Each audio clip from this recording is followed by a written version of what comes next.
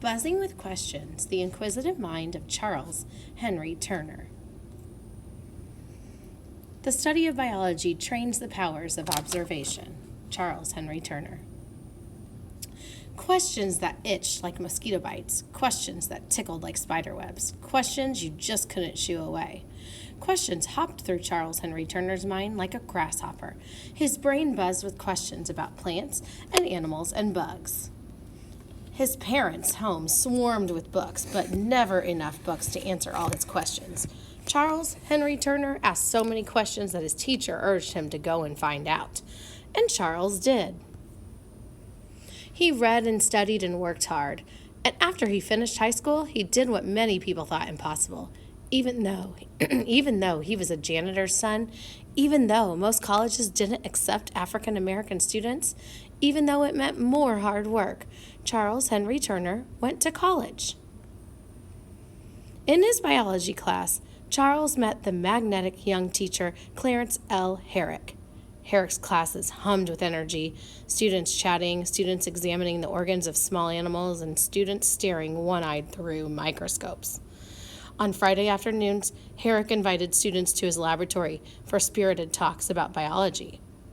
He spread tablecloths over the long laboratory tables and set out sweet cakes and cups of tea, but Herrick worried about inviting Charles Henry Turner. He worried that the other students wouldn't want to drink tea with his only brown-skinned student. To Herrick's delight, the other students wanted Charles to join them. They liked the shy, quiet student who always earned high grades, the hard-working Charles Henry Turner. Charles was indefatigable, a classmate said. He spent hours peering through microscopes, planning experiments, gathering specimens, keeping records, drawing charts, and reading scientific papers in French and German. But whatever the language, he never stopped asking questions. One question led Charles to a small eight-eyed, two-fanged creature, the spider. Charles wanted to know if spiders could learn, or if they were only weaving machines that made the same web over and over. Charles searched for spider webs. He trudged through meadows, inspected stone walls, and scouted the sides of railroad tracks. He toppled wood piles, lingered over logs, and peeked into dusty corners. Charles found webs, lots of them. He even spotted double webs that looked, he wrote, as if the spider were trying to fish with two lines instead of one. All kinds of spiders and all kinds of webs caught Charles' attention, even a web between a windowsill and a wall. What would the spider do, Charles wondered, if he swept away its web? With a broom, Charles brushed away the web, not knowing it was part of a science experiment. The unsuspecting spider rebuilt its web. Sweep away, rebuild. Sweep away, rebuild. After losing its web for the 5th time, the spider gave up and wove a new home beneath the windowsill. But Charles didn't give up. He repeated the experiment with an arachidarium, a spider jar. He filled the bottom of the jar with sand and pushed a post into the sand. Then he added a spider. He slipped a paper triangle into the jar and watched the spider. Later, he removed this paper triangle, replaced it with an L-shaped tube, and watched again. With each change, the spider rewove and reshaped its web. Charles concluded that instinct told spiders to make their webs, but that each spider wove a web just right for its home. Charles called this intelligent action. Spiders were not just weaving machines. But Charles wouldn't stop asking questions. At 39, he returned to school. He wanted to learn. He wanted to ask big questions about another small creature, the ant. Charles wondered how ants found their way home. Did ants have a hidden power in their brains that pulled them to their nests? Did the sun guide them? Did they follow a trail of smells? Searching for answers over the next 5 years, the indefatigable scientist studied acrobat ants, big-headed ants, false honey ants, and odorous house ants, all kinds of ants. To tell one ant from another, Charles marked their abdomens with watercolors. He built an obstacle course with cardboard stages, cardboard rooms, and cardboard ramps. Ants crawled over the stages. Ants scurried over the ramps. Ants tap, tap, tapped the cardboard with their antennas. Ants searched for their nests, but Charles didn't help them. Instead, he moved the ramps to unexpected places. He angled ramps up and slanted them down. He painted ramps different colors. He shifted the light and the direction of the light. He smeared stinky oils over the cardboard paths. He caused his ants trouble, trouble, trouble. But by watching ants find new ways to reach their nests, Charles learned how they solve problems. Charles drew a map with squiggly lines and arrows to show the wandering path of a lost ant. A French scientist called this wandering Tournement de Turner, of Turner's circling, in honor of Charles Henry Turner, the scientist who taught us that ants were not mindless robots. Each ant used sight, sound, touch, smell, the movement of its body, and sunlight to find its way home. Like the ants, Charles now searched for a new home. He found work as a biology teacher at the first African American high school west of Mississippi, Sumner High School in St. Louis.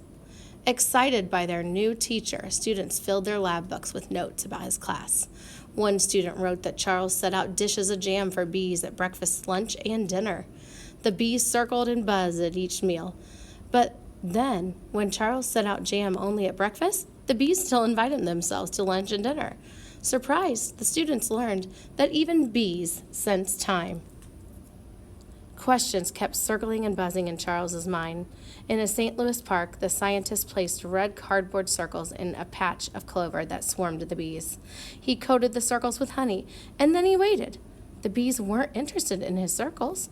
They weren't even drawn to the smell of honey. But good scientists are patient, so Charles tried again. He caught bees in a bottle and toppled them over the honey. At first, the bees buzzed away, but eventually they settled on the cardboard to enjoy a sip of honey. Once the bees learned that the red circles carried honey, Charles replaced the red circles with honey-filled blue circles. The bees ignored them. Whether he used circles or cones or boxes or added new colors, the bees kept flying to the color red, even when another color held lots of honey. In 32 different experiments, no matter how Charles tried to trick them, the bees chose the color red. Charles Henry Turner was the first biologist to prove scientifically that bees could see color. Bees, giant water bugs, whirligig beetles, dragonfly nymphs, water striders, paper wasps, hornets, and tent caterpillars. Charles studied them all. He taught cockroaches to find their way through a maze, proving that they could learn. He triggered moths to beat their wings whenever they heard a whistle, just like Pavlov, a Russian scientist who trained dogs to drool whenever they heard a bell. He frightened doodlebugs, antlions, which made them lie still.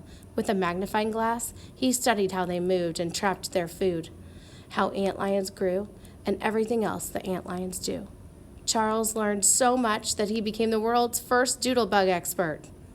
Patiently, he watched 1,000 caterpillars crawl slowly, slowly up a vertical maze, learning slowly, slowly that caterpillars find their way by trial and error.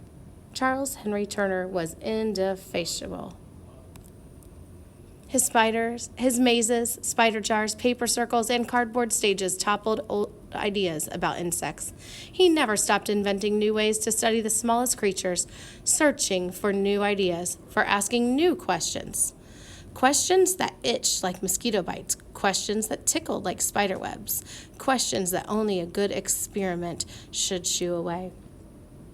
As hard-working as the ants and bees he studied, Charles published over 50 scientific papers on everything from bird brains and the bathroom habits of cockroaches to blind crayfish and the growth of grape leaves. He was a pioneer scientist of animal behavior, an internationally admired entomologist, and one of the leading African American scientists of his time.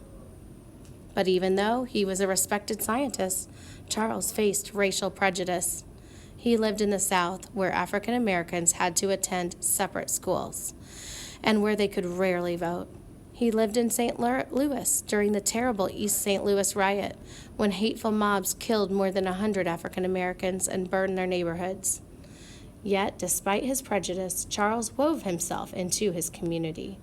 He raised money for poor families and led a settlement house that sold lunches to hungry children for only a penny.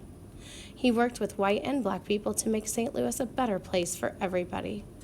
Biology, the study of plants and animals, gave Charles hope. He wrote that biology could help people see the connections among all living things. Biology taught us to think less about ourselves and more about others. Charles Henry Turner, the boy who never stopped asking questions, grew into the tireless reader who owned 1,000 books. He was the good friend always willing to help other scientists by offering ideas, helping with research, or sharing his equipment. If my micro camera proves a success, I shall be glad for you to use it whenever you desire. Charles Henry Turner, the boy who never stopped asking questions, grew into the determined biologist who would stay up all night to watch a spider or spend all day observing wasps beside a railroad track. I shall take my camera along and get a few photographs. His curiosity danced from experiment to experiment. It moved in Turner's circles, in Tournament de Turner, always exploring, always reaching to discover new ideas.